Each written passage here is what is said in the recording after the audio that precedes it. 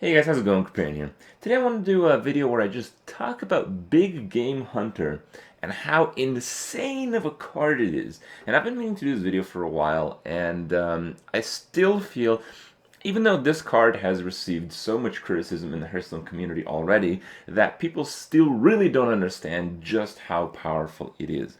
So, Big Game Hunter, 3 mana, 4/2 for 3 mana, battle cry. If there's a minion with 7 or more attack, you destroy it. And there's some techniques which you can use to compare this card to really understand how strong it is. But some people have talked about it in the past, and in general, it's just a hindrance for control decks. Like a lot of people play some type of mid-range deck. Usually, the combo decks are considered mid-range. And those decks just completely destroy the control decks. The aggressive decks don't even need Big Game Hunter because they usually destroy the control decks anyway. And with every expansion, more and more weapons to the aggro or zoo arsenal are added, and the control decks just get just eight bodies and stuff like that. So they just can't be that powerful. Like Doctor Room is such an insane card, but the reason it's really not is because of Big Game Hunter. But that's a problem with both cards. That's not just Doctor Boom that's really insane.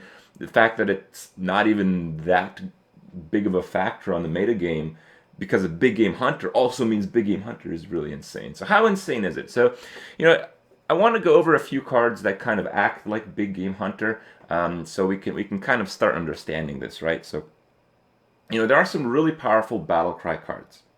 I'm not going to go over them, but I just want to go over some of them so you guys can understand how these cards work. So, for instance, you have Cruel Taskmaster, right? Which is 2 for a 2/2, and it's used in a lot of warrior decks because it's just a really strong card. It's really solid. People don't say it's overpowered because generally warrior early game is pretty terrible, and this card just kind of makes it acceptable, and it's warrior only, so it's not really a big deal. And Cruel Task, what does it do? So it's 2 for a 2/2, and its ability is basically exactly Inner Rage.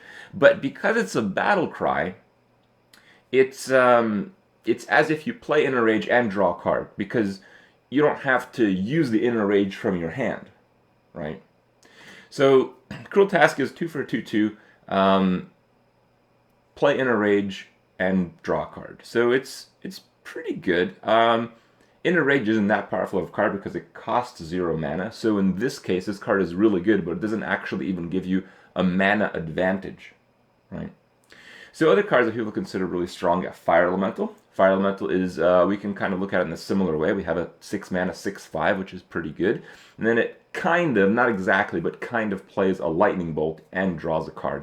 And Lightning Bolt is kind of like 2 mana because of the overload function. So, yeah, that makes the card really, really strong. It's also a little bit better because with the battle cry of a creature, you can target stuff you couldn't otherwise target with Lightning Bolt, like a Fairy Dragon, for instance. So it's a little bit better than that case. It's a little bit worse than Lightning Bolt because you don't get the spell damage. So yeah, it's around there.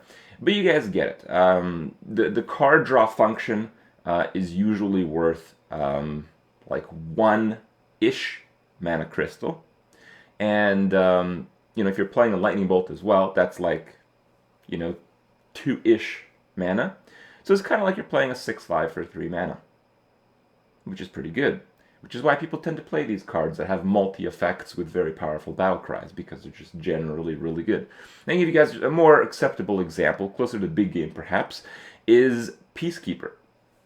Peacekeeper is a 3 mana 3/3, which is solid stats, and it has the humility effect and to draw a card from humility. So it's kind of like 5 mana worth of stuff. But as far as like really good cards are considered, especially class ones, this is okay. But then we have Big Game Hunter, and Big Game Hunter is a neutral card, so everyone has access to it. It's a 3 mana 4/2, which I would argue is actually better than a 3 mana 3/3 when your opponent spends their entire turn playing one card that gets killed by Big Game. And the effect is, if the creature is 7 attack or more, you play Assassinate and draw a card. Okay, so The situation is really the issue here. The situation doesn't come up all the time, but when it does, you are playing 3 mana worth of creature. You're playing an Assassinate, which is 5 mana, and you draw a card. So it's like 9 mana worth of stuff for 3. So you basically get 3 times your mana for the value when you play this card, which is totally insane.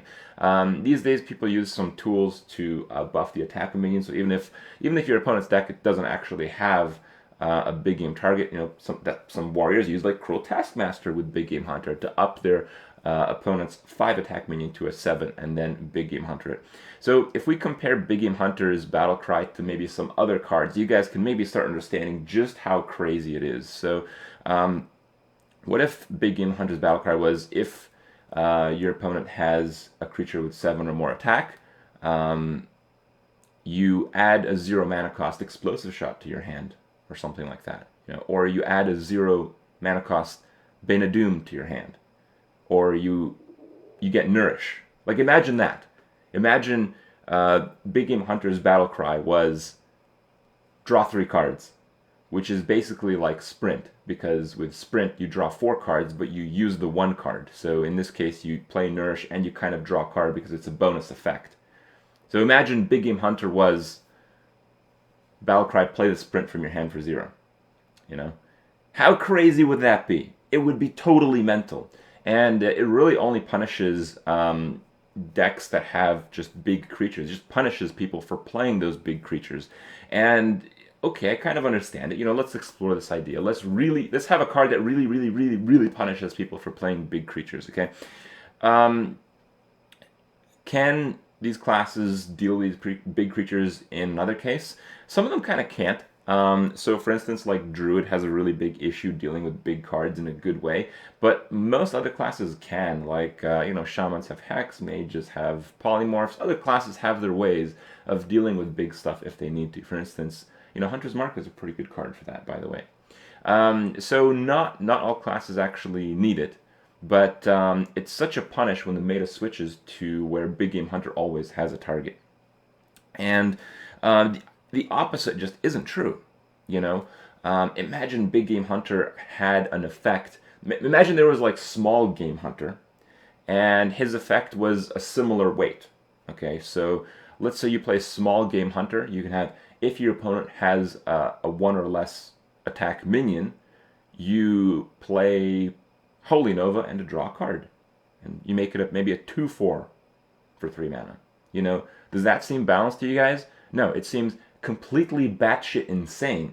And it seems completely batshit insane because right now the game really pushes people to play aggression and zoo decks and doesn't really have a punish for that in any way. So I just wanted you guys to get my thoughts, to really keep this in mind, to really, you know, really understand why Big Game Hunter is such a fun ruiner, because people who try to play, you know, like the dragons, the big creatures, that kind of stuff, they're punished so heavily.